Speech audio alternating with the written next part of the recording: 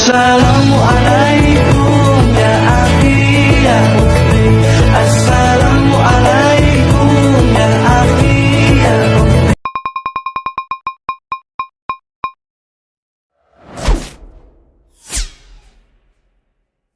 Sedekah yuk sedekah, biar hartamu berkah. Allah Maha Pemurah, pasti akan ditambah.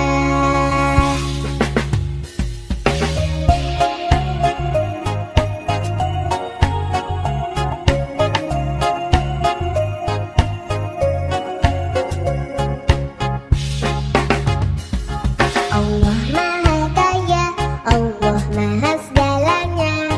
Jangan kau takut miskin harta.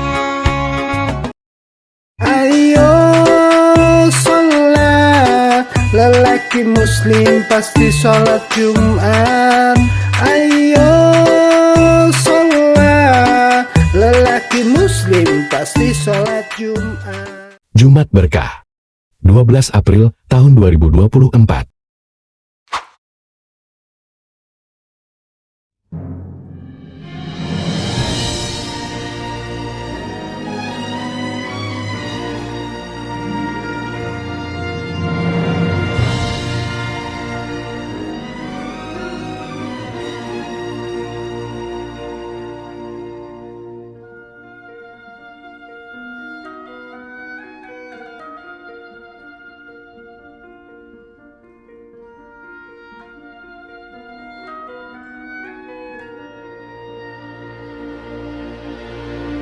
Allahumma salli ala sayyidina Muhammad wa ashghili dhalimin bil dhalimin wa akhrijna min bainihim salimin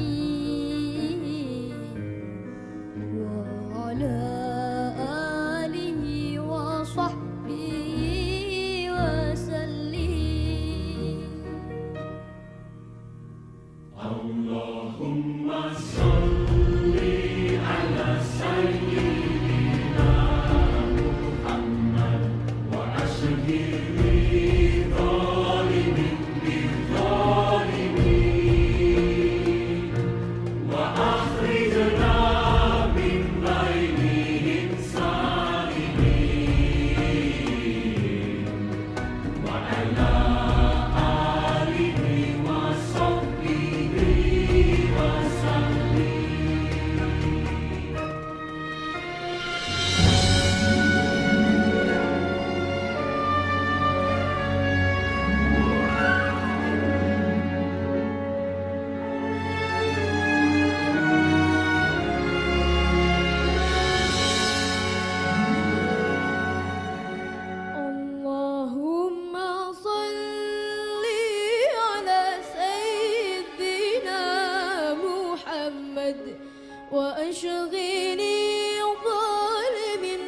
dhalimin wa akhrijna min bainihim salimin wa ala alihi wa sahbihi wa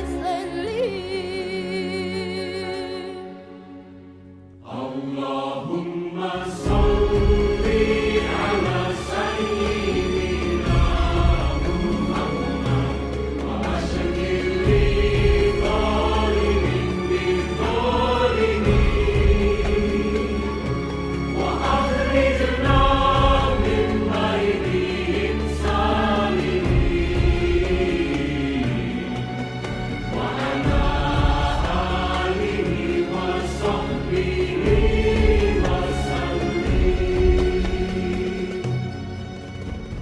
Allahumma salli ala sayyidina Muhammad wa ashghili dhalimin bil dhalimin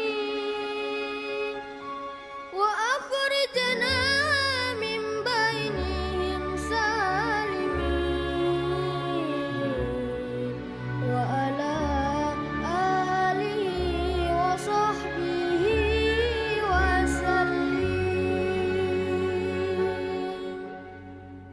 Allahumma salli ala sayyidina Muhammad wa ashghili adh-dhalimin bil-zalimin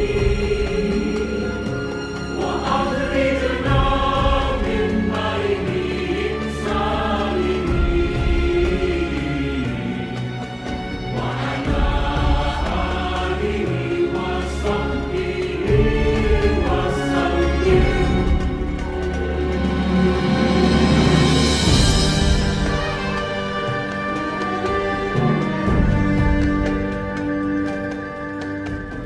Allahumma salli ala sayyidina Muhammad wa ashghili adh-dhalimin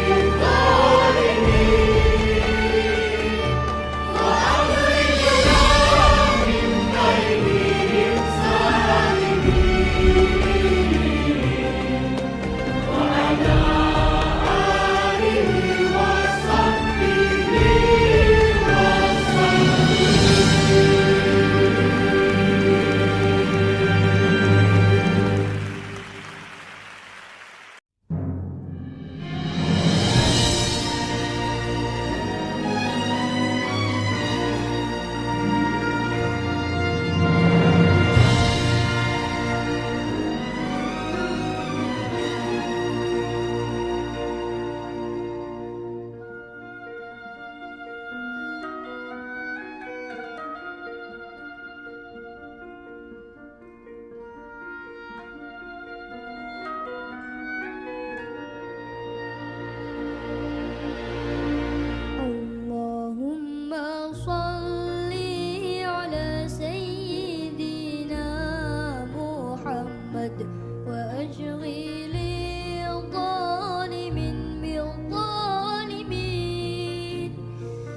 wa akhrijna min bainihim salimin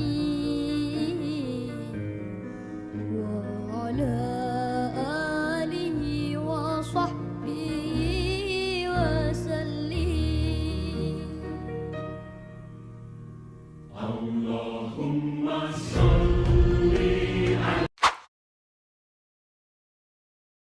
Video pembelajaran. Alhamdulillah wassalatu wassalamu ala rasulillah wa ala alihi wa ashabihi wa man wala. Kita kumpul lagi setelah puasa dan lebaran. Minal aidin wal faizin. Malam ini saya akan berbicara apa yang saya akan uraikan. Saya merasa ini semua sudah tahu. Tetapi sesuatu yang disampaikan itu boleh jadi sudah diketahui tapi dilupakan. Sudah tahu tapi lupa.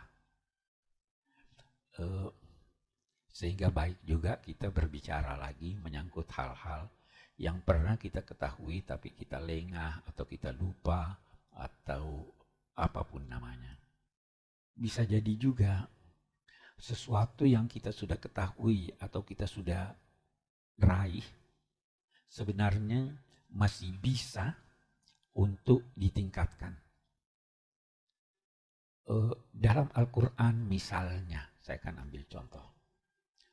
Allah berfirman, Ya ayyuhalladzina amanu aminu. Wahai orang-orang yang beriman, berimanlah. Ya kan kalau sudah beriman, kenapa diajar lagi beriman? Maksudnya tingkatkan keimananmu. Nabi SAW dikenal sangat bersih. Karena itu beliau senang memakai baju putih. Itu antara lain disebabkan kalau baju putih itu kena sedikit noda langsung ketahuan. Beda dengan kalau baju hitam. Nah, kendati demikian, Allah berpesan, وَثِيَابَكَ فَطَهِّرْ, pakaianmu bersihkan. Yakni pelihara dan tingkatkan kebersihan itu. Nabi Shallallahu Alaihi Wasallam bertugas antara lain memberi hidayat. Tetapi Nabi juga seperti kita semuanya masih bermohon setiap hari, ihdinas siratal mustaqim. Kenapa? Wa yazidullahu allazina ihtadaw hudan. Allah menambah hidayatnya untuk orang-orang yang sudah dapat hidayat.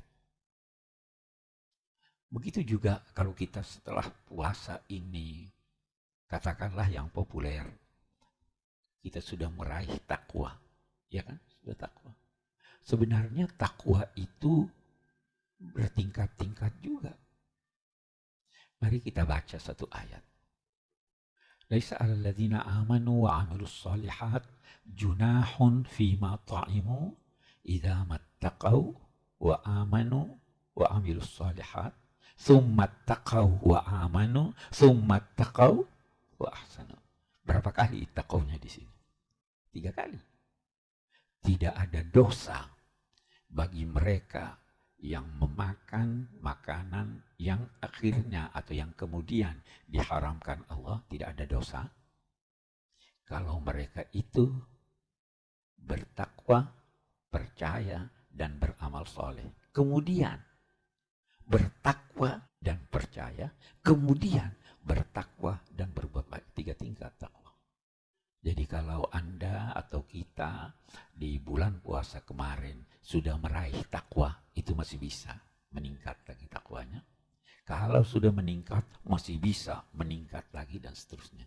Nah, jadi sekali lagi saya katakan, kalau seandainya nanti apa yang saya akan uraikan ini sudah diketahui, syukurlah. Tapi itu pasti pengetahuan kita bisa tingkatkan, ketakwaan kita terus menerus bisa ditingkatkan. Apa ini setelah Syawal selesai? Kita mau ittaqau, tsumma taqau, tsumma taqau, ya kan? Kita mau dapat hidayat, ditambah lagi hidayat, ditambah lagi hidayat. Kita mau dapat ilmu, lalu dapat ilmu lagi, lalu dapat ilmu lagi. Begitu seterusnya. Nah, kalau demikian persoalannya bukan sekedar mempertahankan apa yang sudah kita dapatkan, tetapi meningkatkan lagi apa yang kita sudah dapat. Itu persoalannya di situ. Keliru kalau kita hanya sekedar mempertahankan, dan tentu lebih keliru lagi kalau berkurang dari apa yang pernah kita dapat. Itu ada ayat di dalam Al-Quran menyatakan, wala takunu kallati naqadat ghazlaha min ba'di quwwatin ankatha. Janganlah kamu menjadi seperti seorang perempuan dalam cerita lama. Ada seorang perempuan dalam cerita lama, dia gila. Dia menenun pakaian. Kita di kampung-kampung, apalagi dulu, itu orang bikin sarung berapa hari itu ya, di tilam itu benang demi benang, sampai menjadi baju, sampai menjadi sarung, sudah jadi. Kemudian perempuan gila ini setelah jadi sarungnya, dia buka lagi satu-satu. Al-Quran berpesan, janganlah kamu menjadi seperti seorang perempuan dalam cerita lama, kallati naqadat ghazlaha, membuka kembali tenunannya sehelai benang demi sehelai setelah ditenun. Itu yang paling buruk. Orang berkata, Kalau lebaran kita memakai pakaian baru, sebenarnya pakaian baru yang lebih baik itu adalah pakaian rohani, bukan pakaian jasmani. Walibasut taqwa dzalika khair. Ada dua macam pakaian. Ada pakaian rohani, ada pakaian jasmani. Oke. Nah, ada beberapa hal yang wajar kita garis bawahi ketika kita berbicara tentang peningkatan ini. Jangan pernah memandang apalagi mengandalkan amal Anda. Jangan pernah itu. Kenapa? Yang pertama, siapa tahu amal Anda tidak memenuhi syarat yang dikehendaki Tuhan. Siapa tahu ada riya yang mengalir di situ. Kita tidak tahu itu riya. Kita tidak tahu. Dia mengalir di darah tanpa diketahui. Dia itu dilukiskan seperti semut hitam berjalan di tengah malam yang gelap di atas batu yang licin. Nah, tidak tahu kita. Kita punya ulama-ulama dulu itu takut sekali amalnya tidak ikhlas, ternodai. Jadi jangan andalkan amal Anda. Yang kedua, tidak ada yang masuk surga karena amalnya. Kecuali Nabi berkata, tidak seorang pun yang masuk surga karena amalnya. Ditanya, engkau pun tidak, wahai Nabi, saya pun tidak. Kecuali kalau Allah melimpahkan rahmat kepadaku. Itu sebabnya.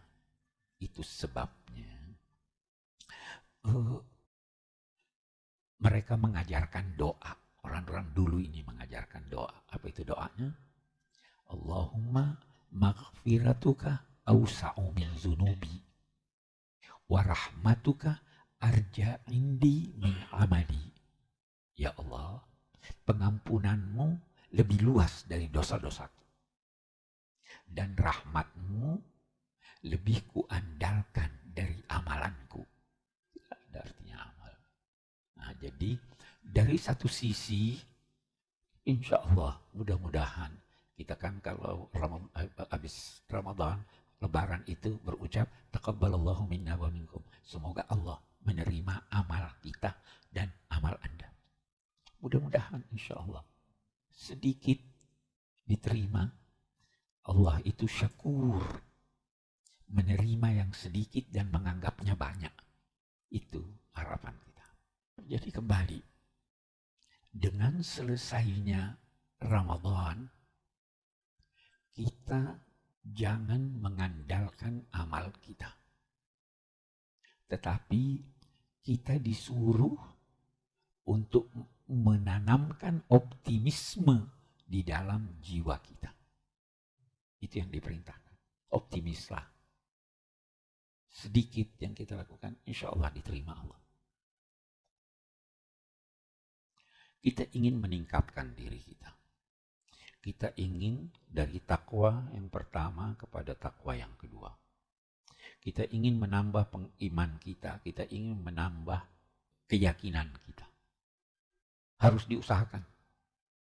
Tanpa usaha tidak bisa. Kita ingin naik tangga. Jangan mandek di tangga, anak tangga yang ketiga. Usaha naik. Ya kan? Jangan turun. Karena kalau turun tidak naik-naik. Semakin tinggi puncak yang ingin didaki, semakin sulit. Nah, itu ada seorang sufi besar. Dia katakan begini, perjalanan menuju Allah itu adalah perjalanan mendaki. Karena itu mereka berkata, jangan bawa beban. Dosa itu beban. Tinggalkan dosa. Minta ampun pada Allah. Berjalan. Dan semakin mendaki Anda, semakin banyak sorak-sore yang menakut-nakuti Anda. Jangan. Mau sedekah, nanti miskin. semakin tinggi, semakin sorak-sorai. Menakut-nakuti atau merayu Anda turun. Bawa aja, sudah cukup lah ini. Salat 5 waktu sudah cukup lah, enggak usah ini, ya kan? Gitu. Tetapi katanya, kalau Anda melanjutkan perjalanan, nanti Anda akan menemukan bahwa rupanya di hadapan itu ada rambu-rambu jalan yang memberitahu Anda jangan lewat sini, lewat sini. Rupanya ada tempat-tempat peristirahatan. Ada air-air jernih untuk Anda minum. Kalau sudah sampai pada satu tahap, dan ketika Anda mendekati puncak, maka Ar-Rahman mengirim buat Anda kendaraan untuk mencapai puncak. Jadi persoalannya sebenarnya cuma tekad. Persoalannya adalah mengetahui bagaimana caranya untuk sampai. Ulama-ulama berkata, bahwa bahkan cendekiawan berkata, kalau Anda ingin mencapai sukses, maka Anda harus tahu apa potensi Anda. Anda harus tahu apa kelemahan Anda. Anda harus tahu lawan Anda atau apa yang tantangan Anda. Anda harus tahu di mana peluang yang ada. Itu dalam segala hal. Dalam bisnis pun begitu. Dalam berjuang pun begitu. Tahu keistimewaan Anda. Saya punya keistimewaan ini, saya punya ini. Tahu apa kelemahan Anda, apa tantangan. Siapa musuh. Nah, itu Anda harus tahu. Karena kalau tidak, Anda tidak dapat berhasil. Nah, saya akan ambil salah satu dari diri kita ini yang kita perlu tahu persis. Kita ambil satu ayat. Wa nafsi wa ma sawwaha fa alhamaha fujuraha wa taqwaha. Qad aflaha man zakkaha wa qad khaba man dassaha. Bagus. Ambil ini dulu deh. Anda harus kenal diri Anda bagaimana nih. Wa nafsi wa ma sawwaha fa alhamaha fujuraha wa taqwaha. Nafs. Kata nafs dalam Al-Quran punya banyak makna. Bisa berarti nyawa. Kullu nafsin, semua yang bernyawa pasti mati. Cicak bernyawa atau tidak? Bernyawa, pasti mati. Manusia bernyawa pasti mati. Nyawa itu beda dengan ruh. Kucing punya ruh? Enggak punya. Punya nyawa. Ya toh? Yang punya ruh hanya manusia. Nafs juga berarti totalitas manusia. Bukan cuma nyawa. Bukan cuma badan. Kita baca ayat. Wajahidu bi amwalikum wa anfusikum. Apa terjemahannya itu? Berjihadlah di jalan Allah dengan harta kamu dan nyawa. Bukan nyawa. Bukan jiwa. Dengan seluruh totalitas kamu.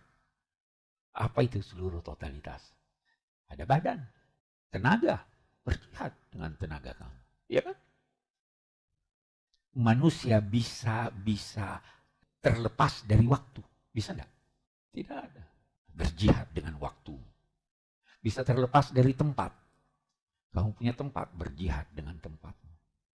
Tinggal menyesuaikan di sini dibutuhkan apa.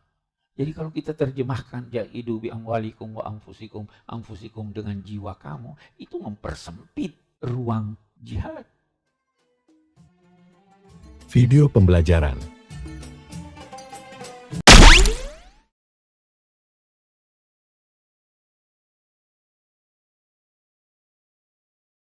Termasuk sing jenenge ngrasani kan dosa ya Mas. Ngrasani elek terutama. Ngrasani apik sih alhamdulillah. Pak Lurah wong ganteng. Ngrasani apik. Pak Lurah piyayine ganteng gedhe dhuwur, ulin wonge gedhe dhuwur. Misale kaya ya wonge. Apik ora masalah. Nek ngrasani elek dosa. Sebabnya apa? Jenengan ngrasani seseorang, jenengan malah sing rugi. Apa rugine? Jenengan rogol kebagusane, sing dirasane rogol dosane. Karena kebagusan jenengan melayu maring sing dirasani. Berarti sing rugi siapa?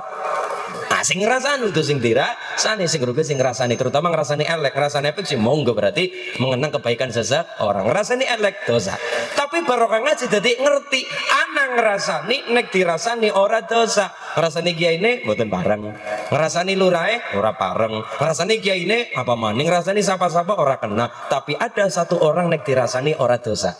Siapa Mas? Ngrasani wong pelit. Ngerasani wong pelit, ngerasani wong medit, ngerasani wong bakhil, ngerasani wong betitil kaya upil kudanil. Soalnya apa? Mergane anane wong pelit, berapa anak-anak yatim piatu terbengkelek. Gara-gara wong pelit gawe masjid ora rampung-rampung. Gara-gara wong pelit anak tanggane kencoten dicor-corna. Mergane anane wong pelit. Kue nganti eleke pelit, nganti eleke medit, nganti dirasani be ora dosa. Wonten kisah ana wong mriyang suwen-suwenan tahun-tahunan. Akhirnya nadar, ya Allah, kula kepengin mari, ya Allah, kula kepengin sehat. Nadar, ya Allah, kapanane kula mari, kula arep sedekah maring yatim piatu. Sebulan, 2 bulan, 3 bulan, 4 bulan, orang ana perubahan penyakitnya, langkah kesembuhan. Nadar maning, ya Allah, kapanane kula mari, kula arep sedekah maring pondok, sedekah maring madrasah, sedekah maring TPQ. Sebulan, 2 bulan, 4 bulan, 6 bulan, orang mari-mari. Nadar maning, ya Allah, kula kapanane mari, ya Allah, kula arep sedekah maring wong liwat. Dadi wong liwat ngene duit, wong liwat ngene duit ora mari emosi dheweke. Ya Allah kapanane kula mari ya Allah kula sedekah maring anake setan. Saking emosine arep sedekah maring anake setan. Kersane Allah malah diparingi mari. Barang mari dheweke bingung. Bingunge apa? Lah anake setan kuwe sapa?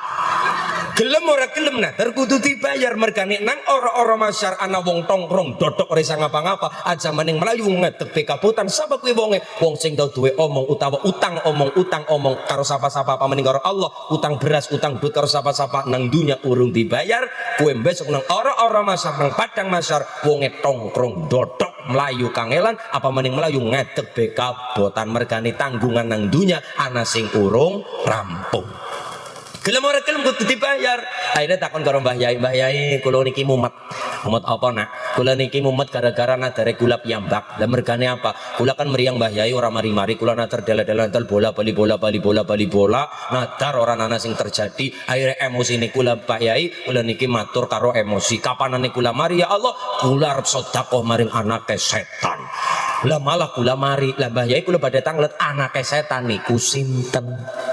Mbah Yai juga mboten patoso paham tapi ngendikane Mbah begini. Nah, perkara tepate orang ono sing ngerti. Tapi mbok menawa wong sing seneng perilaku setan kuwi dadi anake setan. Pripun Mbah Yai? Kowe goleti wong 3. Tiang 3 Mbah Yai.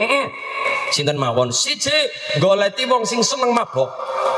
Nomor 2 goleti wong sing seneng dodol awak. Dalam tanda kurung pelacur. Bahasa Inggrisnya ndek lonrek. Iya. Nomor 3 kowe goleti wong sing paling pelit, wong sing medhit, wong sing bakhil. Oh ngoten nggih Mbah Yai. Mangkat nggih Mbah Yai. Wis niati kawit kunang-kunang duwite pirang-pirang diniati sedekah kawit gemian. Mangkat nggawa mobil, duwite semobil akeh banget, segepok, 2 gepok, 5 gepok akeh wong niate sapet gemian. Mangkat goleti yang pertama goleti sapa? Wong sing seneng mabok. Takon karo RT-ne, Pak RT.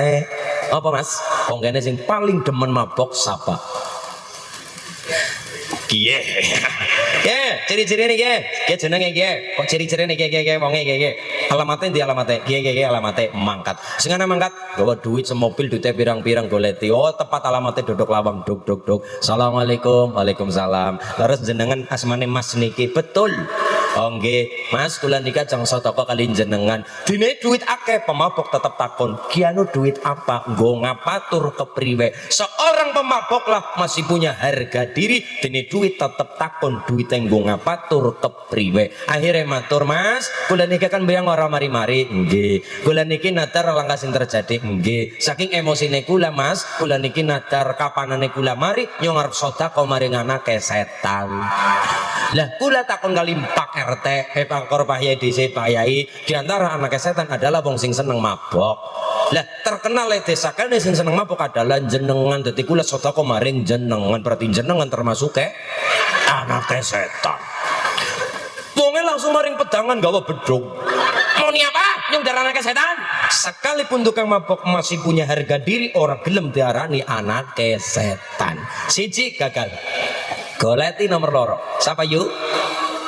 Iya Pak Kulawak. Ono Pak Kulawak. Lah, kiye wong sing dadi pelacur. Pak RT, wong kene sing seneng dodol lawak sapa? Nggih, wonge. Pak RT malah hafal gitu. RT-ne malah hafal.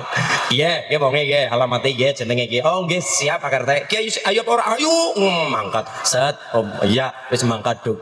Assalamualaikum yu. Wong jenenge bakulan ya kudu lenje. Waalaikumsalam. Ayo ya. Waalaikumsalam. Apa Mas? Anu yuk, kula arep sedekah kelin jenengan duite geledak.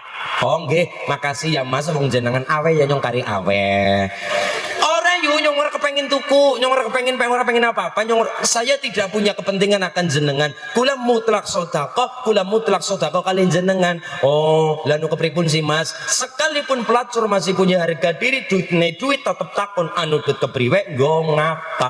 Akhire wonge wale yuk, kula niki kan ora mari-mari lemriang. Lah kula niki kan nadar bola-bali lah nggak sing terjadi. Akhire kula niki nadar kapanane nyong mari arep sedekah maring anake setan. Jerek ya ini kula salah satu di antara anak setan adalah mau yang seneng dodol lawak. Mula niku la sedekah maring jenengan, mutlak sedekah. Saya tidak punya kepentingan apa-apa, ora duwe karep apa-apa karo jenengan, memang mutlak kepengin sedekah. Dadi jenengan termasuk anak setan. Maring kamar njot arit. Mau ni apa Mas yang dari anak setan? Ndak mau. Tetap seorang pelacur lah masih punya harga diri, orang gelem diarani anak setan. Gagal nomor loro, nomor 3. Siapa yuk?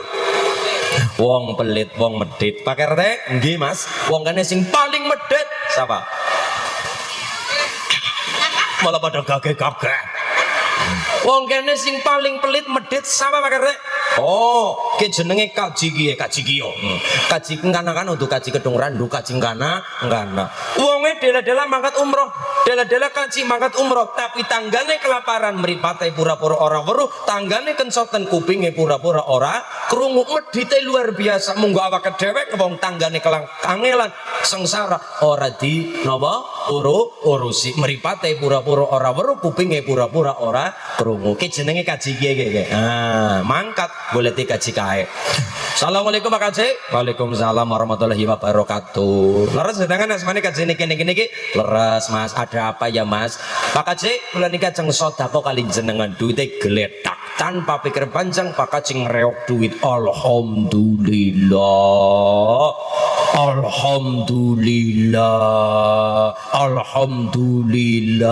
Niki sedekah Mas saking jenengan. Nggih Pak Kaji. Alhamdulillah. Reok. Alhamdulillah. Malah sing awe dadi janggal. Awe maring tukang maboke takon duit nggo ngapa kepriwe. Awe maring pelacur tetep takon duit nggo ngapa kepriwe. Awe maring kajine malah ora takon apa-apa, jek-jek reok. Karo ngucap alhamdulillah. Anu kepriwe Pak Kaji kula badhe tanglet apa Mas? Dening jenengan ora takon duit kepriwe nggo ngapa? Oh iya. Yang nek duit genah kelalen apa sing ora? Ayo Pak Kaji. Bila ngomong nyong kelingan Mas, ki anu duit kepriwe nggo ngapa? Pak Kaji, nggih. Kula kan niki mriyang ora mari-mari, nggih. Kula kan niki sakit ora mari-mari, nggih. Akhire kula nadar, kapanane kula mari kula arep sedekah nggih. Lah sing terjadi, lah giliran kula emosi Pak Kaji, kula nadar karo emosi, kapanane kula mari arep sedekah maring anake setan. Jere kiai kula salah satu di antara anake setan adalah wong medit. Lah jere wong kene jenengan terkenal sing paling medit, paling belit. Berarti jenengan termasuk golongane Pak Kaji langsung meniki iki. Ora apa-apa. Diarani anake setan ya ora masalah, diarani putune setan ya ora masalah, diarani buyute setan ya ngono, sing penting nyong nambah. Soalnya apa Bu? Seorang pemabuk dheweke juga sadar. Iya wong nek nyong mabok ilang akale, ilang pikirane, ora kelingan anak bojo. Nek nyong mabok ora kelingan kanca batir, kesenggol jempole dadi gelut gara-gara anane mabok. Asline Mas dheweke sadar. Iya mabok dheweke sadar. Seorang pelacur dheweke juga sadar. Tapi wong medit ora sadar nek dheweke medit. Mulane penyakit sing angel ditambakna, dosa sing angel ditobatna adalah dosa pelit, adalah dosa medit.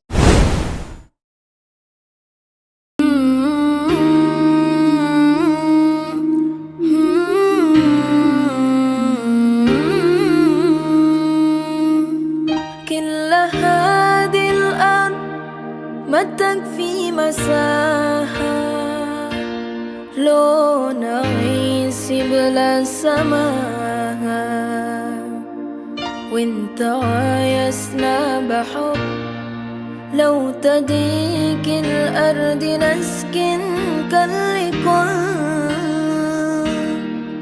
كل هذه الأرض ما تكفي مساحة لو نعيش بلا سماء وانت عايزنا بحب لو تضيق الأرض نسكن التحيات وأبسلام انشروا أحلى الكلام زينوا دنيا احترام محبات وابتسام انشروا بين الأنام هذا هو دين السلام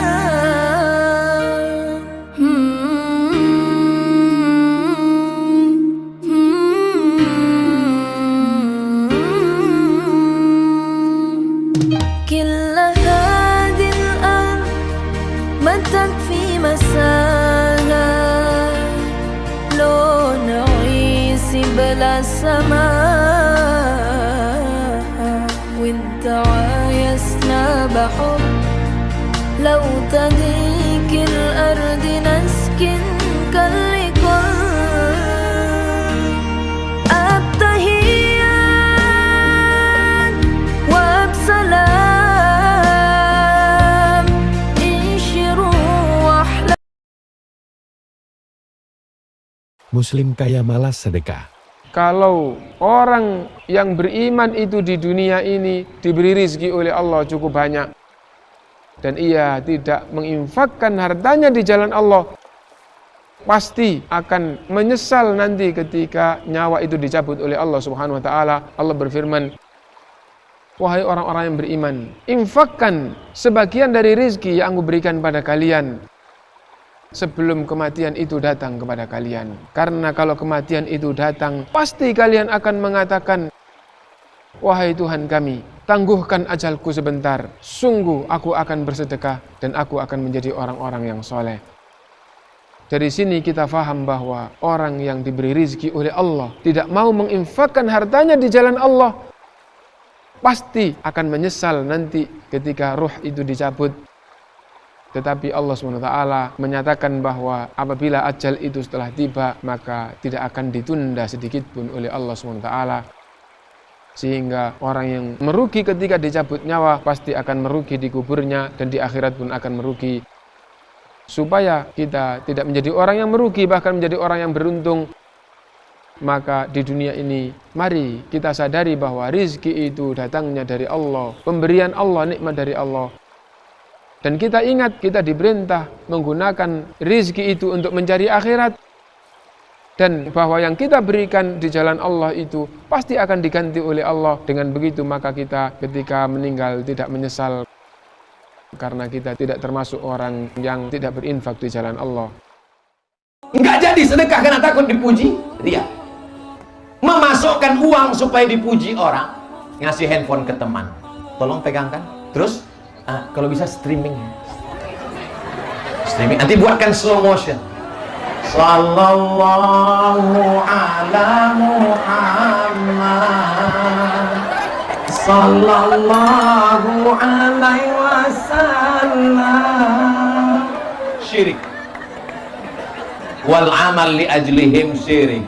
Tidak jadi beramal karena takut dipuji orang, ria. Beramal karena ingin dipuji orang, syirik. Lalu yang benar bagaimana? Bismillah, jaga hatiku ya Allah. Alhamdulillah Ustaz Somad, saya selama ini kalau bersedekah memang nggak saya ingat lagi. Saya seperti menyampaikan sampah saja. Berapa? 2000. Gak usah minta banyak, minta cukup aja. Yang halal pasti cukup. Yang haram sebanyak apapun tak akan pernah cukup. Maka jangan kejar banyaknya, tapi kejar berkahnya. Gak usah khawatir dengan rezeki. Rezeki sudah tertakar, tak mungkin tertukar. Video dakwah. Yadkhulul jannata, kata baginda Muhammad, tidak akan masuk surga. Yang pertama khubbun, yaitu orang yang suka menipu, wa bakhilun, orang yang bakhil, wa mannanun, adalah orang yang suka mengungkit pemberian. Inilah 3 golongan yang dihalangi untuk masuk surganya Allah Subhanahu wa taala. La yadkhulul jannata, tidak akan masuk surga. Khubbun, yang pertama adalah penipu, dan ini sudah kita kaji dalam pertemuan yang telah lalu, bagaimana bahaya dan ancaman bagi orang yang suka menipu. Kemudian amalan kedua yang dapat menghalangi seseorang masuk ke surganya Allah Subhanahu wa taala adalah bakhilun, orang yang bakhil, orang yang pelit, orang yang kikir, orang yang medit, kalau orang Jawa bilang. Maka orang Jawa punya istilah kembang terong itu, Pak. Apa itu kembang terong, Bapak Ibu? Ya, suka minta ya dari orang, ya. Kalau orang-orang Jawa mengatakan kembang terong itu ya seneng jaluk inggon wong, nggon dhewe emoh kelong. Ya, itu. Ya, sukanya minta dari orang lain, kemudian hartanya sendiri ya dieman-eman gitu ya. Tidak boleh berkurang hartanya. Ya, ini adalah orang yang kikir, orang yang bakhil. Apa yang dimaksud dengan bakhil? Yang dimaksud dengan bakhil secara bahasa adalah menahan. Ya. Jadi yang dimaksud dengan bakhil atau kikir atau pelit secara bahasa adalah menahan. Adapun yang dimaksud dengan bakhil secara istilah adalah perbuatan seseorang untuk menahan atau tidak mau memberikan sesuatu yang wajib untuk dikeluarkan. Jadi saya ulangi lagi, yang dimaksud dengan bakhil secara istilah adalah perbuatan seseorang untuk menahan atau tidak mau mengeluarkan sesuatu yang sebenarnya wajib untuk dikeluarkan. Sesuatu ini harusnya wajib untuk dikeluarkan, tapi ditahan sama dia. Dia tidak mau mengeluarkannya. Sesuatu yang wajib untuk dikeluarkan ini dibagi menjadi 2. Yang pertama, wajib dikeluarkan menurut agama. Yang kedua, sesuatu yang wajib dikeluarkan menurut adat. Ya. Menahan sesuatu yang wajib dikeluarkan ada 2. Yang pertama menurut agama, dan yang kedua menurut adat. Apa contohnya menurut agama? Salah satu contoh menurut agama adalah zakat. Ketika ada seseorang yang memiliki harta dan sampai kepada nisabnya, dan dia harus mengeluarkan zakat tersebut karena kebakhilannya, karena kekikirannya, kemudian dia enggan mengeluarkan zakatnya. Contoh yang wajib dikeluarkan menurut agama seperti memberikan nafkah kepada anak dan istri. Memberikan nafkah kepada anak dan istri ini terkait kewajiban menurut agama dan juga adat sebenarnya. Ada seorang laki-laki kemudian dia harus memberikan nafkah kepada anak dan istrinya, akan tapi karena saking bakhilnya sehingga dia tidak mau memberikan nafkah kepada anak dan istrinya. Ini artinya adalah menahan sesuatu yang wajib dikeluarkan, baik menurut agama atau menurut adat. Ya. Contoh lain menurut adat misalnya, ya, adat kita di Indonesia kalau datang Idul Fitri, apa Pak kebiasaannya Pak? Beli baju baru. Itulah sesuatu yang adat gitu ya. Ya, kalau datang Idul Fitri maka kemudian apa adatnya? Ya, istrinya minta baju baru gitu ya, kemudian anaknya minta baju baru, ya celana baru, peci baru, sarung baru. Ini adalah sesuatu yang sesuai dengan adat. Maka kemudian orang bakhil ini mengatakan apa? Umi, gitu ya. Sudahlah ya, Idul Fitri enggak usah beli baju gitu ya. Baju yang kemarin masih bagus padahal sudah jelek gitu ya. Anak-anak nggak usah diberikan baju. Kenapa? Bukan dia tidak punya duit, dia punya duit akan tetapi pelit, bakhil, kikir itu tadi. Ya. Inilah yang dimaksud dengan bakhil, Bapak Ibu yang dimuliakan Allah Subhanahu wa taala, yaitu apa? Menahan atau tidak mau mengeluarkan sesuatu yang sebenarnya wajib untuk dikeluarkan. Sekarang timbul pertanyaan, apa sih yang menjadikan seseorang itu bakhil? Ya. Apa sebab kebakhilan gitu ya? Jadi apa sebab itu orang itu menjadi pelit, itu apa sebabnya? Ikhwanu fiddin rahimahullah, para ulama mengatakan sebab kebakhilan ada dua. Sebab kok orang itu jadi pelit, kikir, medit ya, itu ada dua sebabnya. Yang pertama, saking cintanya kepada harta ya. Jadi saking cintanya kepada harta sehingga timbul kekikiran, timbul kebakhilan ini. Kemudian yang kedua, takut miskin, Bapak Ibu yang dimuliakan Allah. Inilah dua penyebab orang bakhil, dua penyebab orang kikir, dua penyebab orang pelit. Ini dua hal ini. Yang pertama cinta harta dan takut miskin, kemudian orang tersebut akhirnya menjadi bakhil, orang tersebut menjadi pelit ya. Saking besar cintanya kepada harta, kemudian dia takut miskin, Pak. Walaupun kadang-kadang orang yang bakhil ini miskin hidupnya gitu ya. Akan tapi apa? Karena saking cintanya kepada harta, dia padahal sudah miskin, takut miskin lagi, sehingga timbul apa? Kebakhilan atau pelit ini. Bapak Ibu yang dimuliakan Allah Subhanahu wa taala, lalu apa kerugian bagi orang-orang yang bakhil ini? Ya, ini sebuah tema yang menarik sekali, ya. Ya, tentang kerugian atau ancaman bagi orang-orang yang bakhil ini. Ya, ada 4 kerugian orang yang bakhil, orang yang pelit, orang yang medit ini. Maka kita katakan Bapak Ibu yang dimuliakan Allah Subhanahu wa taala, orang yang bakhil itu untuk memenuhi kebutuhan dirinya saja iman-iman, apalagi infak membantu orang lain, maka mustahil. Ya. Dari orang yang pelit itu untuk dirinya saja itu apa? Pikir-pikir, hitung-hitung. Apalagi kemudian infak atau membantu orang lain. Ya. Maka mengerikan sekali ini orang yang bakhil. Adapun kerugian orang yang bakhil yang pertama, orang yang bakhil akan mengalami kesusahan baik di dunia maupun di akhirat ya.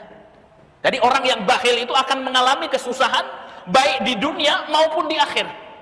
Maka sebenarnya orang yang bakhil ini salah perspektif, salah pola pikir.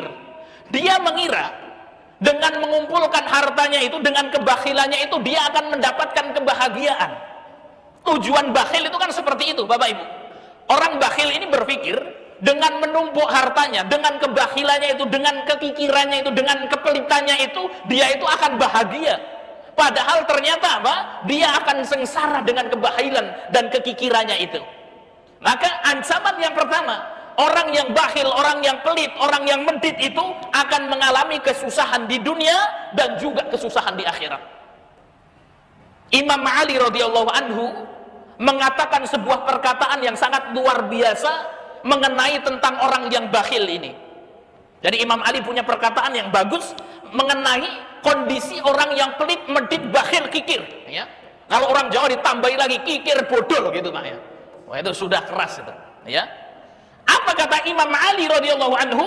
Beliau mengatakan al-bakhilu ya'ishu 'ishal fuqara'i wa yuhasabu hisabal aghniyai. Ya, kata Imam Ali apa? Al-bakhil, orang yang bakhil itu kata Imam Ali, ya'ishu 'ishal fuqara, hidupnya di dunia susah seperti fakir miskin hidupnya, Pak. Ya. Jadi maka kita katakan tadi ancaman bagi orang yang bakhil susah dunia akhirat. Ya. Kenapa? Karena Imam Ali mengatakan al-bakhilu ya'ishu 'ishal fuqara. Orang yang bakhil itu kata Imam Ali, ya ya'ishu itu hidup di dunia ini 'ishal fuqara, seperti hidupnya orang fuqara, seperti hidupnya orang fakir, seperti hidupnya orang miskin. Wa yuhasabu hisabal aghniya. Dan ketika meninggal dunia, orang yang bakhil ini dihisab dengan hisabnya orang kaya. Ya. Hidup di dunia seperti orang fakir, hidup di dunia seperti orang miskin. Ketika meninggal dunia, Bapak Ibu, dihisab seperti hisabnya orang kaya. Bapak Ibu yang dimuliakan Allah Subhanahu wa taala, kita akan analisis ya perkataan Imam Ali radhiyallahu anhu ini. Orang kaya, Bapak Ibu yang dimuliakan Allah, orang kaya itu hidupnya enak atau susah, Bapak Ibu? Ya enak itu ya, secara kasat mata enak. Akan tapi kebahagiaan itu tergantung bagaimana kita mengolah hati kita. Ya, bisa jadi orang yang secara kasat mata miskin, sederhana, tapi ya jiwanya kaya. Dia merasakan kebahagiaan melebihi apa kebahagiaannya para raja. Secara kasat mata mungkin dia pakai motor ya yang sederhana, akan tapi apa senang dia bergembira, Bapak Ibu yang dimuliakan Allah. Ada yang pakai mobil Pajero, masya Allah bagus, seneng kan gitu ya tampaknya, akan tapi ternyata di dalam mobil masih pusing besok mikirin setoran bulan depan dan belum dapat duit gitu ya. Maka secara kasat mata kalau kita berbicara tentang kebahagiaan itu terkait dengan hati. Akan tapi secara kasat mata bahwasanya orang kaya itu hidupnya enak. Pengen makan enak, pergi ke warung makan, beli dia makanan yang enak. Pengen kendaraan, beli mobil yang bagus, gitu kan ya. Pengen baju, beli dia baju, ya. Apa-apa, ya keturutan orang kaya itu, hidupnya enak. Tapi ingat Bapak Ibu yang dimuliakan Allah, ketika meninggal dunia, yuhasabu hisabal aghnia. Orang kaya ini nanti akan dihisap seperti orang kaya. Orang kaya ini akan dihisap pada hari kiamat, gitu ya. Sebagaimana kalau kita masuk ke Indomaret, kalau kita masuk ke Alfamaret misalnya, masuk kita kemudian ke supermarket, ya kita beli minyak, kita beli gula, kita beli permen, kita beli roti, kita beli minuman, ya apalagi kalau ibu-ibu sudah masuk ke supermarket, wah luar biasa itu Bapak Ibu yang dimuliakan Allah, ya semuanya diambil, gitu ya. Maka ngambilnya semakin banyak, ingat. Ya, ketika kita mengambil barang semakin banyak di supermarket itu, maka kita ingat ada kasir yang siap menanti kita di depan pintu. Ya. Maka kemudian setelah selesai belanja, maka kemudian dihitung apa ini? Oh, ini aqua misalnya, glek ini, ya. Kemudian dihitung, di total. Ya, beli apa roti di total, beli apa minyak di total, gula di total, hitungannya banyak. Ya. Dan penjaga kasir di supermarket itu hanya apa? Menghisap atau menghitung apa yang kita beli. Kalau di akhirat kelak, dua pertanyaannya Bapak Ibu yang dimuliakan Allah Subhanahu wa taala. Yang pertama, min aina iktasabahu, dari mana ia dapatkan harta tersebut. Selamat ini. Yang kedua, wa fi ma anfaqahu, bagaimana ia menginfakkannya. Jadi orang kaya Bapak Ibu yang dimuliakan Allah Subhanahu wa taala, pengen dia beli apa? Ya BFC misalnya, pergi dia beli BFC gitu kan ya. Makan enak misalnya. Maka kemudian ditanya ini sama Allah Subhanahu wa taala, Anda beli BFC ini duitnya dari mana? Halal atau tidak? Diproses itu sama Allah Subhanahu wa taala. Halal, selamat dia. Ya. Orang beli mobil, Pajero misalnya. Anda dapat mobil ini duitnya dari mana? Ya, ditanya sama Allah Subhanahu wa taala. Setelah itu mobil Anda digunakan untuk apa? Untuk maksiat atau tidak? Ya, ketika maka hitungannya sulit Bapak Ibu yang dimuliakan Allah. Mobilnya itu akan dihisap pada hari kiamat, motornya akan dihisap pada hari kiamat, rumahnya akan dihisap pada hari kiamat, gajinya yang ia dapat setiap bulan akan dihisap pada hari kiamat, sawah ladangnya akan dihisap pada hari kiamat, bisnisnya akan dihisap pada hari kiamat. Oleh karena itu disebutkan dalam hadis, orang-orang yang pertama kali masuk surga adalah orang-orang fuqara wal masakin, Bapak Ibu yang dimuliakan Allah. Kenapa? Orang miskin itu apa? Ya, apa yang mau dihisap? Mobilnya mana? Ya Allah, nggak punya mobil. Ya ini cuma punya sepeda aja dikasih sama tetangga. Halal. Wah, sudah masuk surga itu. Ya. Ini orang kaya, enak hidup di dunia, akan tapi hisapnya sulit, Bapak Ibu yang dimuliakan Allah Subhanahu wa taala. Orang miskin susah di dunia hidupnya, ketika dihisap mudah, Bapak Ibu yang dimuliakan Allah. Yang ketiga, orang bakhil ini, ya, orang pelit, orang kikir ini, Bapak Ibu yang dimuliakan Allah Subhanahu wa taala, di dunia susah dia, hidupnya seperti fuqara wal masakin. Susah dia, mau beli apa? Oh, eman-eman gitu kan ya. Oh, mau beli mobil, mampu dia beli mobil Pajero misalnya. Janganlah itu mahal, sudahlah kita beli sepeda ontel saja, kan gitu ya. Loh kenapa? Nanti nggak bisa pergi-pergi, ya nggak usah pergi-pergi, di rumah saja. Nggak bisa taklim ke A2, nggak usah taklim ke A2, itu juga butuh bensin mahal, sudah di rumah saja, gitu ya. Ya, mau makan itu bisa dia beli ya ayam goreng itu, Bapak Ibu yang dimuliakan Allah. Tapi orang bakhil ini sudah, ayam goreng ini mahal, ya nggak usahlah makanan-makanan yang bergizi. Ya setiap hari makannya sama oncom goreng, sama terasi bakar saja cukup, gitu ya. Ngirit-ngirit gitu Pak ya. Ya, ini orang bakhil ini, ya. Hidupnya susah di dunia seperti fakir miskin, ketika meninggal dunia ternyata dihisap seperti hisapnya orang kaya, Bapak Ibu yang dimuliakan Allah. Ya. Maka Imam Ali mengatakan al-bakhil, orang yang bakhil itu ya'ishu 'ishal fuqara, ya hidupnya di dunia susah seperti orang miskin, ketika meninggal dunia yuhasabu hisabal aghniya, dihisab seperti hisabnya orang kaya. Ya, maka kalau kita katakan rugi dunia akhirat, ya kalau lebih kerasnya ngomong hancur hidupnya itu Bapak Ibu ya.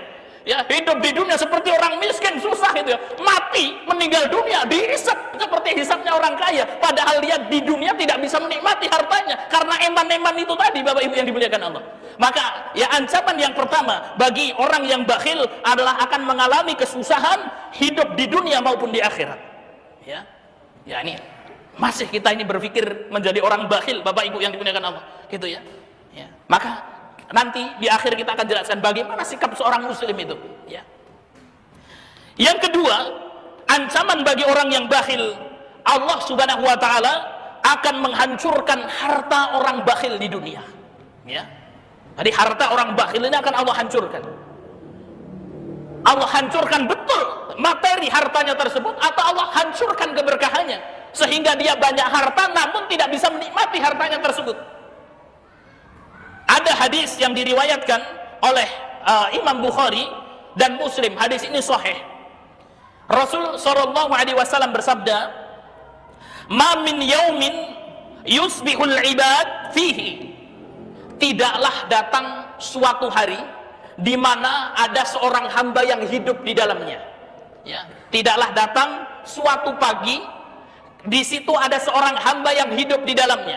Artinya apa? Tidaklah manusia yang terbangun dari tidurnya dan membuka matanya di pagi hari illa malakani yang zilani fayaqul, kecuali pada pagi hari itu ada dua malaikat yang kemudian turun ya.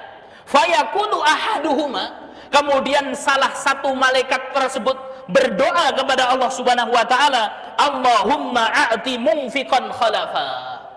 Setiap pagi Bapak Ibu yang dimuliakan Allah, itu ada dua malaikat yang turun.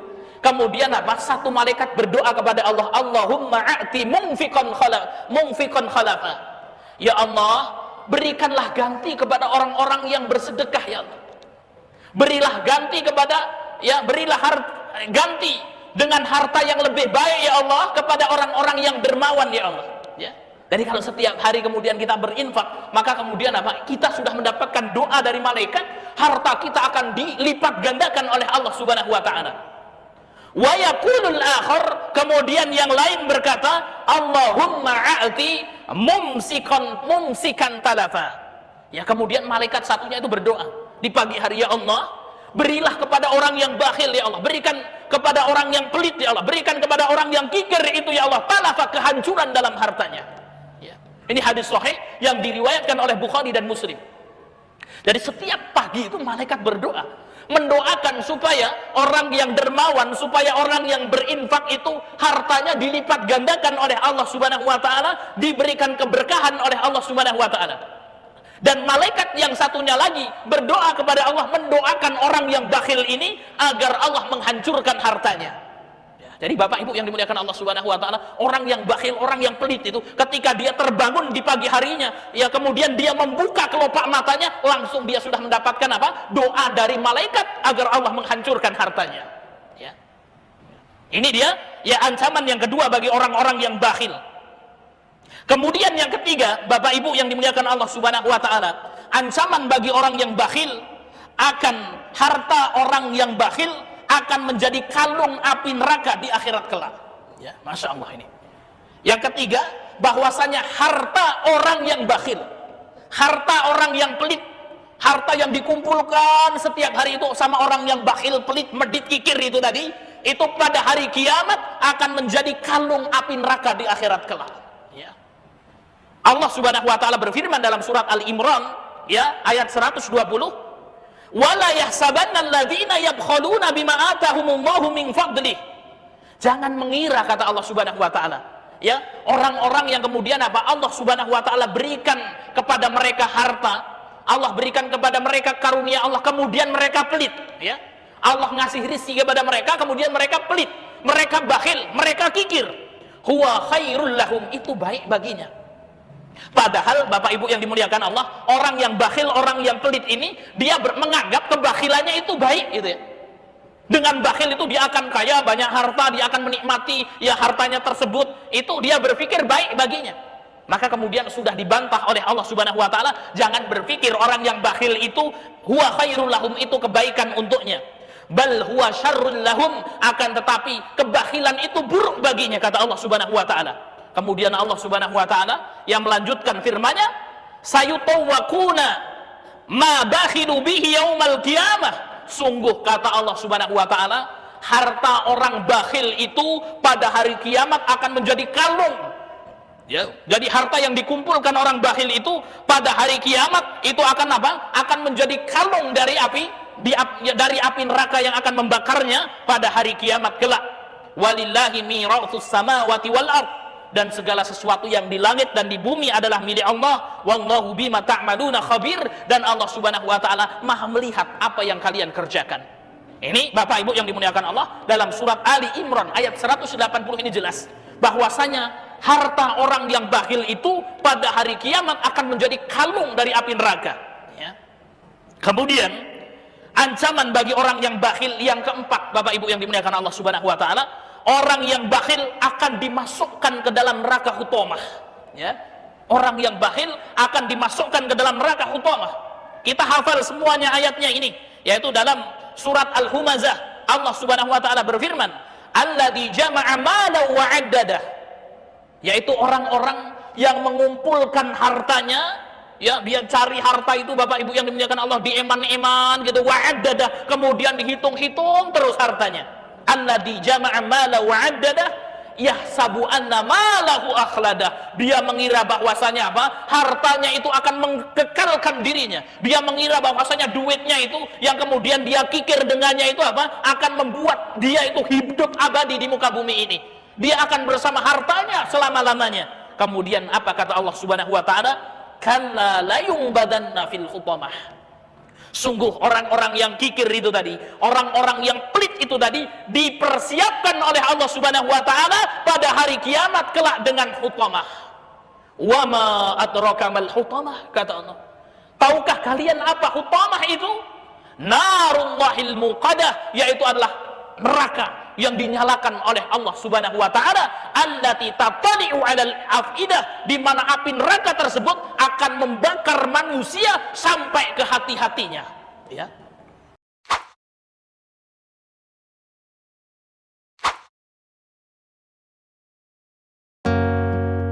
Hasbunallah,